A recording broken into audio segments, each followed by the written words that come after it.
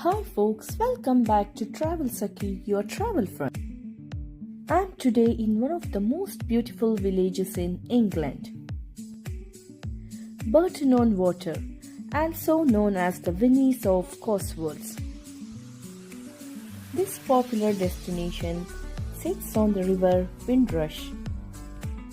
The river flows through the center of the village and it is crossed by attractive little bridges built in 18th century.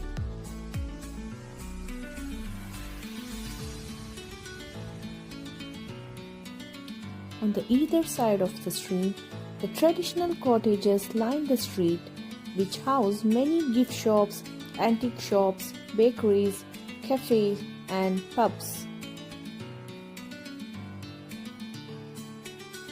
A nice walk along the very shallow river